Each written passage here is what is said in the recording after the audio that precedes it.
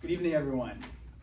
Tonight, I want to take you on a journey, not into the future, but into what it actually takes to meet California's goal of 100% carbon-free electricity by 2045. California currently uses over 50% renewable power on its grid. That's a good start.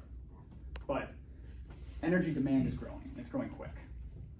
EV growth, data center growth, and population growth, we think that energy will double its need in California by 2045. That makes that 100% goal 100% harder to achieve, but it's not impossible. What do we do to get there? We need to develop a lot more renewable energy. I'm talking about large-scale energy projects that generate power, push it onto the power grid, so that when you go home and you flip on your light switch, it's coming from renewable resources. A clean power grid would power homes, it would power businesses, it would power data centers, it would power street lights, it would power my ice cream maker, which I use alarmingly too much. My goal tonight is to teach you how those projects get built. Let's start with the basics. Every renewable energy project has 3 key tenets. First is land.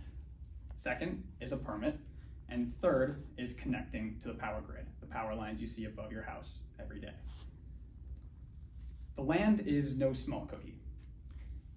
These are multiple square mile projects for solar and wind. We typically will get a lease agreement with a private landowner, and we will pay them for the land that we use. They will get to continue using the land that we don't use. It's simple, it's win-win. But it's not always a real estate deal. It's also a relationship. So one time, working at my previous company in Minnesota, we hired an outside contractor to contact a few key landowners for a project that needed to get built. This was a key mistake. That contractor, he was pushy and he was salesy, and he alienated one of the key landowners to the point where they wouldn't even call us back. We had to get on a flight from Minnesota to California, fly out to California, get in the car, drive all the way to Central Valley, knock on his door unannounced, and then sit at his table for multiple hours until we convinced him and he bought in on the project and trusted us. The trust is the key to make these projects work. Even when you have land, it doesn't mean you can build on the land. You need to follow local zoning laws. In Fresno, for instance, most of the farmland is zoned agricultural. This requires a very special permit to build solar, for instance. That permit can take years to get, and it's oftentimes not a given that you will actually receive the permit at the end of those years. Oftentimes, this is when opposition groups also come in and they throw your project plans amok. They'll come in with misinformation about ill health effects. Sometimes it's just plain politics.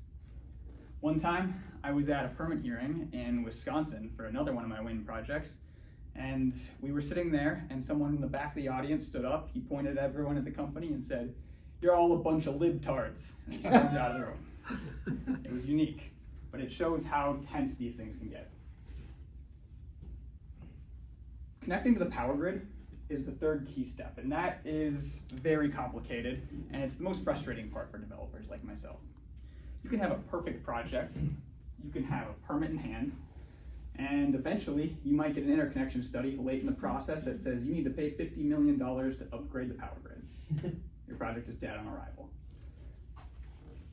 Imagine a system of water pipes under the city of San Francisco. Each of these water pipes is very full with water. I'm talking 95 to 100% full with water. If I were to go and inject water into those water pipes, they might burst. That's what it's like trying to put more energy onto California's power grid.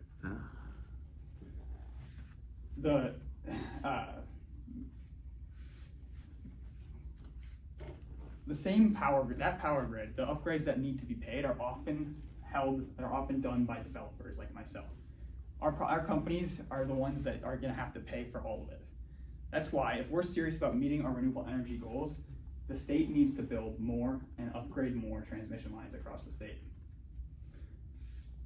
So even if you have a perfect project with land, a permit, a clear path to interconnecting to the power grid, you still need someone to buy the power. That could be someone like PG&E, a utility. It could be a tech company. It could be a data center. It could be, for instance, in one of my projects, it was BART, the train. Oftentimes you can just put project power on the market, but not really for renewable resources, because when you put projects onto the market, you're paying market prices. It's like Uber surge pricing for electricity. When the demand is really high, you're getting high prices. When the demand is really low, you're getting very minuscule prices.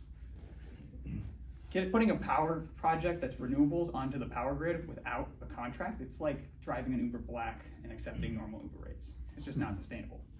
You need someone who wants to buy the clean energy and is willing to pay a premium for it.